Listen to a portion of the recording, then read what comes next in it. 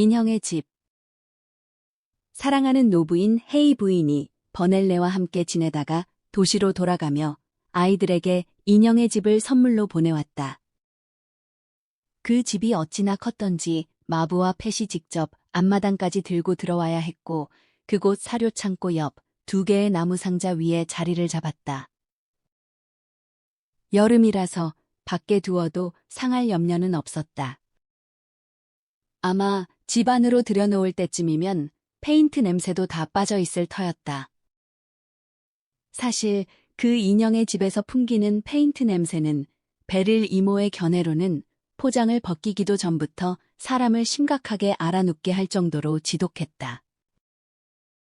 그리고 마침내 포장을 벗겼을 때 그곳에 인형의 집이 서 있었다. 짙고 번들거리는 군데군데 노란색이 들어간 시금치색 집이었다. 지붕에 단단히 접착된 2개의 앙증맞은 굴뚝은 빨간색과 흰색으로 칠해져 있었고 노란 바니시로 반짝이는 문은 마치 한 조각 토피 사탕 같았다. 진짜 유리창이 4개나 있었는데 넓은 초록색 띠가 창살처럼 나뉘어 있었다. 심지어 노란색으로 칠해진 아주 작은 현관도 있었는데 그 가장자리에는 엉겨붙은 페인트 덩어리들이 커다랗게 맺혀 있었다. 하지만 완벽했다. 참으로 완벽하고 작은 집이었다. 페인트 냄새 따위가 무슨 상관이란 말인가. 그 냄새조차 기쁨의 일부였고 새로움의 일부였다. 누가 얼른 좀 열어봐. 옆면에 걸쇠가 꽉 끼어 있었다.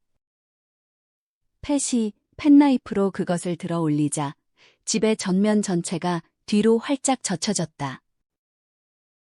바로 그때 응접실과 식당, 부엌과 2개의 침실이 한눈에 들어왔다. 집이란 모름지기, 이렇게 열려야 하는 법이다.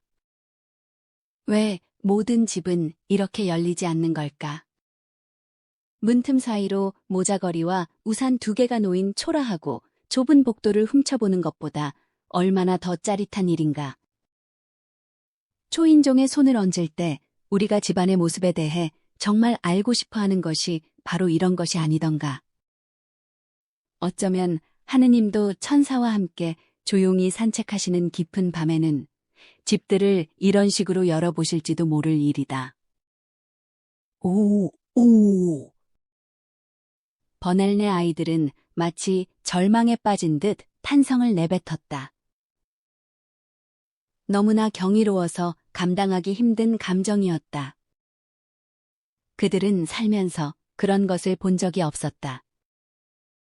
모든 방에는 벽지가 발려 있었고 벽에는 금색 액자까지 완벽하게 갖춰진 그림들이 벽지 위에 직접 그려져 있었다. 부엌을 제외한 모든 바닥에는 붉은색 카펫이 깔려 있었다. 응접실에는 붉은색 플러시 천의자가, 식당에는 초록색 의자가 놓여 있었다. 테이블, 진짜 침구류가 갖춰진 침대들, 요람, 스토브, 그리고 아주 작은 접시들과 커다란 주전자가 놓인 찬장까지. 하지만 키자이어가 무엇보다도 좋아했던 것, 정말이지 끔찍할 정도로 좋아했던 것은 바로 램프였다. 식당 테이블 한가운데에 하얀 구형 전등가시 씌워진 정교하고 작은 호박색 램프가 놓여 있었다. 그것은 마치 금방이라도 불을 밝힐 준비가 된 듯 무언가로 채워져 있었다. 물론 실제로 불을 켤 수는 없었지만 그 안에는 기름처럼 보이는 무언가가 들어 있었고 흔들면 출렁거리기까지 했다. 응접실에 기절이라도 한 듯 뻣뻣하게 뻗어 있는 아빠와 엄마 인형, 그리고 위층에서 잠든 2아이 인형은 사실 인형의 집에 비해 너무 컸다. 그들은 그 집에 어울려 보이지 않았다. 하지만 램프만은 완벽했다. 그것은 마치 키자이어를 향해 미소 지으며 내가 여기 살아라고 말하는 것 같았다. 그 램프는 진짜였다. 다음 날 아침 버넬네 아이들은 학교로 향하는 발걸음을 재촉했다. 학교 종이 울리기 전에 모두에게 인형의 집 이야기를 들려주고 싶어서, 묘사하고 싶어서, 그러니까 자랑하고 싶어서 몸이 달아올랐다.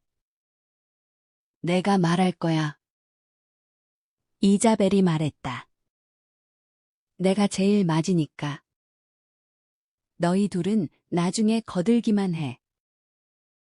하지만 내가 먼저 말해야 해. 대꾸할 말이 없었다. 이자벨은 위세가 당당했지만 항상 옳았고, 로티와 키자이어는 셋째가 누리는 권력을 너무나 잘 알고 있었다. 그들은 길가의 무성한 미나리와 제비꽃들을 헤치며 아무 말 없이 걸었다. 그리고 누구를 제일 먼저 초대해서 보여줄지도 내가 정할 거야. 엄마가 그래도 된다고 하셨어. 인형의 집이 마당에 있는 동안 학교 친구들을 한 번에 2명씩 초대해서 구경시켜주기로 미리 정해져 있었다. 물론 차를 마시고 가거나 집안을 휘젓고 다녀서는 안 되었다. 그저 이자벨이 집의 아름다운 점들을 짚어주는 동안 마당에 조용히 서서 구경하고 로티와 키자이어는 옆에서 뿌듯한 표정을 짓고 있으면 그만이었다. 하지만 서두른 보람도 없이 그들이 남자아이들 놀이터의 타르칠한 울타리에 도착했을 때 이미 종소리가 울려 퍼지기 시작했다. 그들은 겨우 모자를 벗고 출석 체크를 위해 줄을 설 수 있었다. 상관없었다. 이자벨은 아주 중요하고 신비로운 표정을 지으며 옆에 있는 소녀들에게 손으로 입을 가리고 속삭였다. 쉬는 시간에 할 말이 있어. 쉬는 시간이 되자 이자벨은 순식간에 포위되었다. 같은 반 아이들은 이자벨을 팔베개 해주고 함께 걷고 아양을 떨며 미소 짓고 그녀의 특별한 친구가 되기 위해 거의 싸우다시피 했다. 그녀는 놀이터 한쪽의 거대한 소나무 아래에서 마치 궁정의 여왕처럼 군림했다. 어린 소녀들은 서로 옆구리를 찌르고 낄낄거리며 바짝 다가앉았다.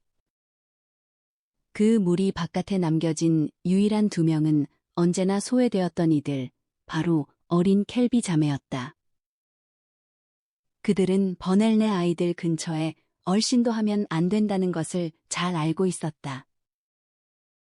사실 버넬네 아이들이 다니는 학교는 부모들이 선택권이 있었다면 절대로 보내지 않았을 그런 곳이었다.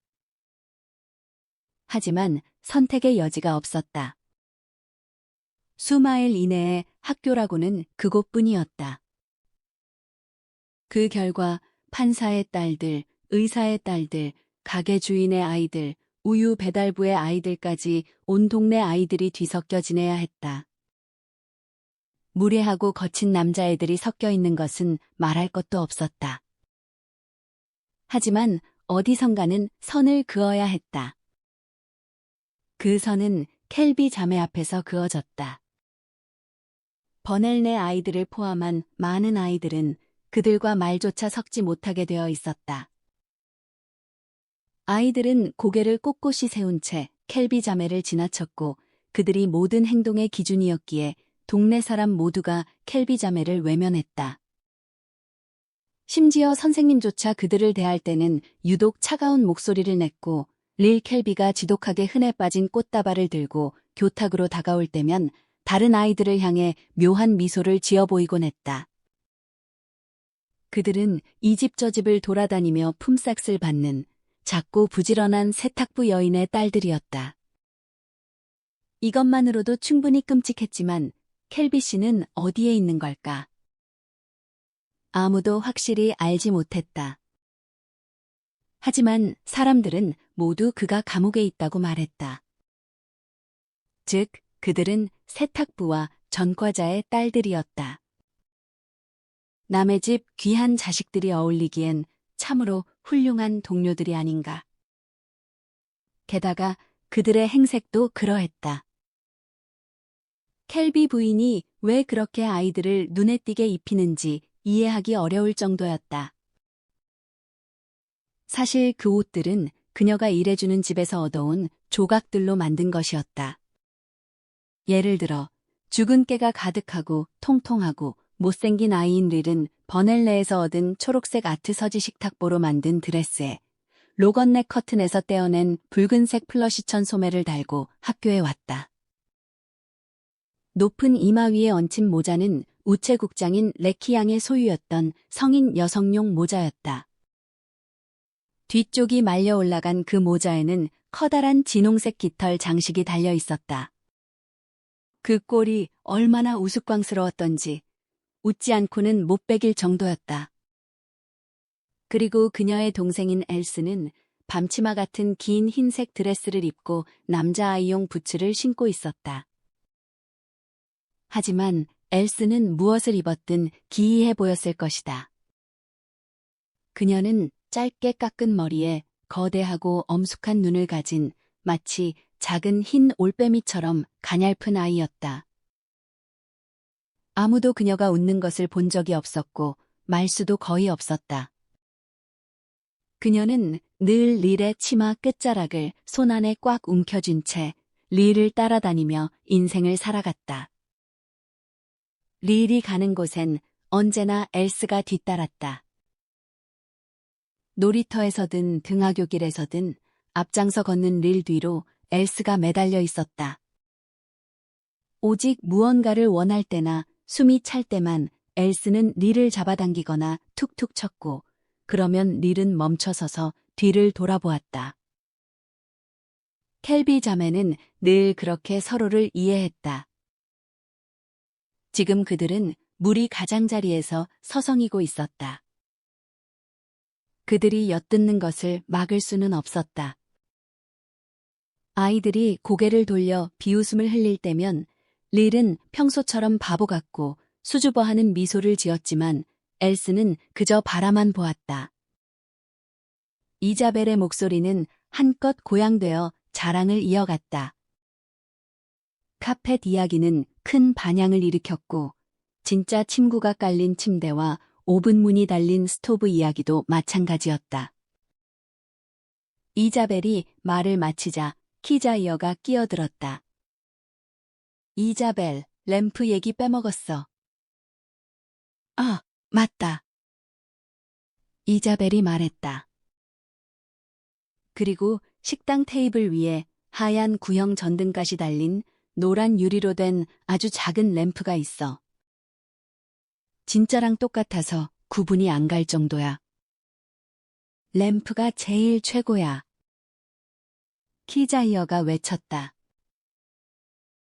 그녀는 이자벨이 램프의 가치를 반도 제대로 전달하지 못한다고 생각했다.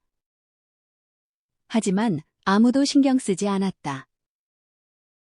이자벨은 그날 오후에 함께 집에 가서 인형의 집을 구경할 두 사람을 고르고 있었다. 그녀는 에미 콜과 리나 로건을 선택했다. 하지만 다른 아이들도 자신들에게 기회가 올 것임을 알게 되자 이자벨에게 더할 나위 없이 친절하게 굴었다. 아이들은 하나둘 이자벨의 허리를 감싸 안고 함께 걸었다. 그들은 그녀에게 비밀스러운 속삭임을 건넸다. 이자벨은 내 친구야. 오직 어린 켈비 자매만이 잊혀진 채 멀어졌다. 그들이 더 이상 들을 이야기는 없었다. 며칠이 지나고 더 많은 아이들이 인형의 집을 보게 되자 그 명성은 널리 퍼졌다. 그것은 유일한 화제이자 열풍이 되었다. 만나는 사람마다 묻는 말은 하나였다. 버넬네 인형의 집 봤어? 어머, 정말 예쁘지 않니? 넌 아직 못 봤어? 세상에나. 심지어 점심시간조차 그 이야기로 채워졌다. 어린 소녀들은 소나무 아래 앉아 두툼한 양고기 샌드위치와 버터를 바른 커다란 통밀빵을 먹었다. 그들이 다가갈 수 있는 가장 가까운 곳에는 항상 켈비 자매가 앉아 있었다. 엘스는 릴을 붙잡고 귀를 기울였고 그들은 커다란 붉은 얼룩이 번진 신문지에 쌓인 잼 샌드위치를 씹고 있었다. 엄마, 키자이어가 말했다. 켈비 자매도 딱 한 번만 초대하면 안 돼요? 절대로 안 된다, 키자이어. 하지만 왜요? 저리 가렴. 너도 왜 안 되는지 잘 알잖니? 마침내 그들을 제외한 모두가 인형의 집을 구경했다. 그날은 화재가 다소 시들해진 참이었다. 점심시간이었다. 아이들은 소나무 아래 모여 서 있었고 문득 신문지에 싼 음식을 먹고 있는 켈비 자매를 보았다. 언제나 자기들끼리만 있고 언제나 귀를 기울이고 있는 그들을 보자 아이들은 갑자기 그들에게 못되게 굴고 싶어졌다. 에미 콜이 속삭임을 시작했다. 릴 켈비는 커서 하녀가 될 거래. 어머, 끔찍해라. 이자벨 버넬이 에미를 향해 눈을 치켜뜨며 말했다. 에미는 아주 의미심장하게 침을 삼키더니 그런 상황에서 제 엄마가 하는 것을 보았던 대로 이자벨에게 고개를 끄덕였다. 정말이야, 정말이라니까, 진짜야. 그녀가 말했다. 그러자 리나 로건의 작은 눈이 번뜩였다. 내가 쟤한테 물어볼까? 그녀가 속삭였다. 내기해도 좋아. 넌 못해. 제시메이가 말했다. 흥, 겁날 게 뭐 있어. 리나가 말했다. 갑자기 그녀는 비명을 지르며 다른 소녀들 앞에서 춤을 추기 시작했다. 봐, 나 좀 봐. 지금 나 좀 보라고. 리나가 말했다. 그리고 미끄러지듯 한 발을 질질 끌며 손으로 입을 가리고 낄낄거리는 리나가 켈비 자매에게 다가갔다. 릴이 점심을 먹다 고개를 들었다. 그녀는 남은 음식을 서둘러 쌌다. 엘스는 씹는 것을 멈췄다. 이제 무슨 일이 벌어질까? 릴 켈비, 너 커서 하녀가 될 거라는 게 진짜야? 리나가 날카롭게 내뱉었다. 정적이 흘렀다. 하지만 릴은 대답 대신 그저 바보 같고 수줍은 미소만을 지었다. 그녀는 그 질문이 전혀 상관없는 듯 보였다. 리나에게는 참으로 맥 빠지는 일이었다. 소녀들이 킥킥거리기 시작했다. 리나는 참을 수 없었다. 그녀는 양손을 허리에 얹고 앞으로 달려들었다. 야, 너네 아빠 감옥에 있잖아. 그녀가 악의적으로 쉿 소리를 냈다. 이것은 너무나 놀라운 발언이었기에 어린 소녀들은 깊은 흥분과 환희에 젖어 떼를 지어 달려나갔다. 누군가 긴 줄을 찾아냈고 그들은 줄넘기를 시작했다. 그날 아침처럼 높이 뛰고 빠르게 드나들며 대담하게 행동한 적은 일찍이 없었다. 오후에 팻이 마차를 몰고 버넬네 아이들을 데리러 왔고 그들은 집으로 돌아왔다. 손님들이 와 있었다. 손님 접대를 좋아하는 이자벨과 로티는 앞치마를 갈아입으러 위층으로 올라갔다. 하지만 키자이어는 슬그머니 뒷마당으로 빠져나갔다. 주변엔 아무도 없었다. 그녀는 마당의 커다란 흰색 대문에 매달려 그네를 타기 시작했다. 이윽고 길 저편을 바라보자 작은 점 2개가 보였다. 점들은 점점 커지더니 그녀를 향해 다가왔다. 이제 한 명은 앞에, 한 명은 바로 뒤에 있다는 것을 알 수 있었다. 켈비 자매였다. 키자이어는 그네 타기를 멈췄다. 그녀는 마치 도망이라도 갈 것처럼 문에서 내려왔다. 그러다 주춤했다. 켈비 자매가 가까이 다가왔고 그들 곁으로 아주 긴 그림자가 길을 가로질러 미나리아 제비 꽃밭까지 머리를 뻗은 채 따라오고 있었다. 키자이어는 다시 문 위로 기어 올라갔다. 결심을 굳힌 그녀가 몸을 밖으로 흔들며 말했다. 안녕. 지나가는 켈비 자매에게 그녀가 말했다.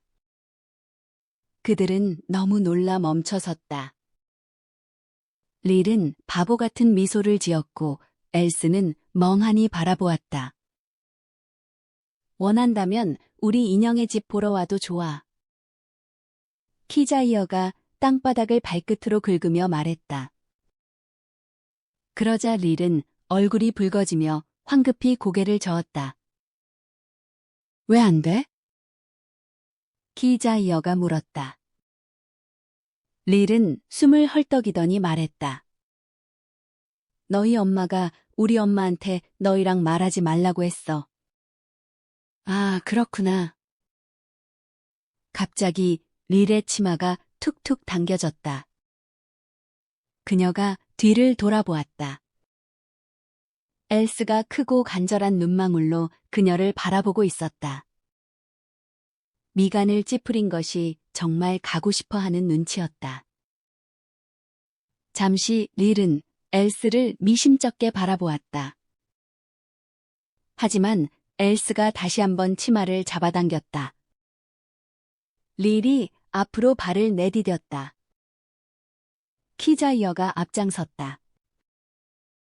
두 마리의 길 잃은 고양이처럼 그들은 마당을 가로질러 인형의 집이 있는 곳까지 따라갔다. 저기 있어. 키자이어가 말했다. 침묵이 흘렀다. 릴은 콧소리가 날 정도로 거칠게 숨을 몰아쉬었고 엘스는 돌처럼 가만히 서 있었다. 내가 열어줄게. 키자이어가 친절하게 말했다. 그녀가 걸쇠를 풀자 그들은 안을 들여다보았다. 여기가 응접실이고 저기가 식당이야. 그리고 저게 키자이어. 오, 그들이 얼마나 쏘스라치게 놀랐던가. 키자이어. 베릴 이모의 목소리였다. 그들이 뒤를 돌아보았다. 뒷문에 선 베릴 이모는 눈앞의 광경을 믿을 수 없다는 듯 노려보고 있었다. 감히 켈빈의 애들을 마당으로 들이다니 제정신이니? 차갑고 분노 섞인 목소리가 울렸다. 너도 알다시피 쟤네랑은 말도 섞으면 안 돼. 당장 가라, 얘들아. 당장 가. 그리고 다시는 오지 마라. 베릴 이모가 마당으로 내려오며 마치 닭이라도 쫓아내듯 그들을 내몰았다. 당장 꺼지지 못해? 차갑고 오만한 외침이 뒤따랐다. 두 번 말할 필요도 없었다. 수치심으로 얼굴을 붉히며 몸을 잔뜩 움츠린 채 제 엄마처럼 엉거주춤 걷는 릴과 넋이 나간 엘스는 어떻게든 넓은 마당을 가로질러 하얀 대문을 빠져나갔다. 못되고 고집불통인 계집애 같으니. 베릴 이모가 키자이어에게 모질게 쏘아붙이고는 인형의 집을 쾅 닫아버렸다.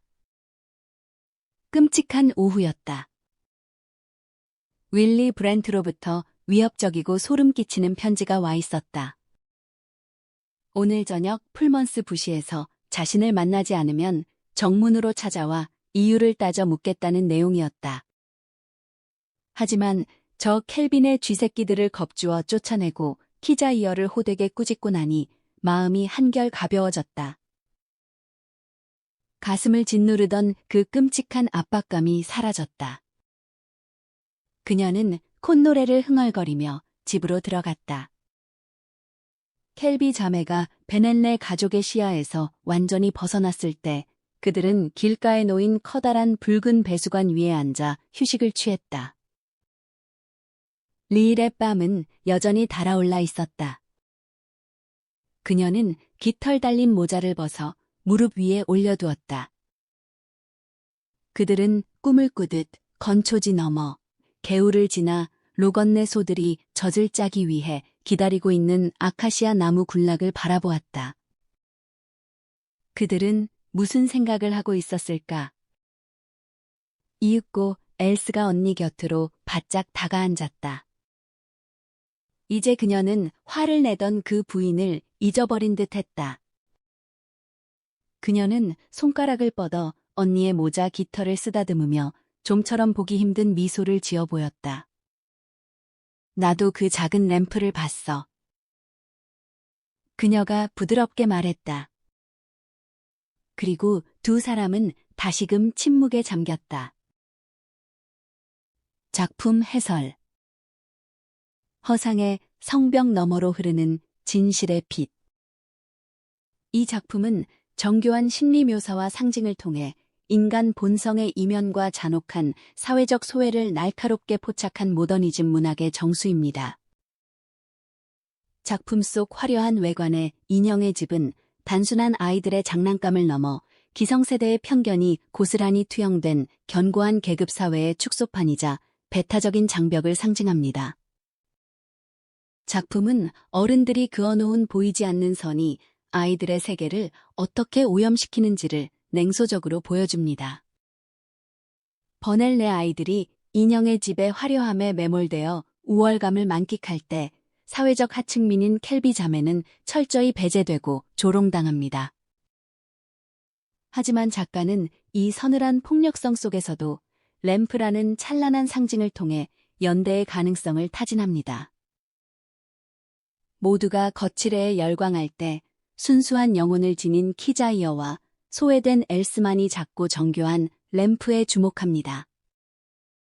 이 램프는 허위와 가식의 성벽을 넘어선 인간 존엄의 진실한 빛을 의미합니다. 비록 베릴 이모의 서슬퍼런 꾸지람에 쫓겨나지만 나도 그 작은 램프를 봤어 라는 엘스의 나직한 고백은 계급적 억압을 뛰어넘는 영적 승리의 순간을 선사합니다. 이 작품은 오늘날 우리에게도 묻습니다. 우리가 견고하게 쌓아 올린 사회적 장벽 너머 누군가의 램프를 진심으로 바라볼 준비가 되어 있는지를 말입니다.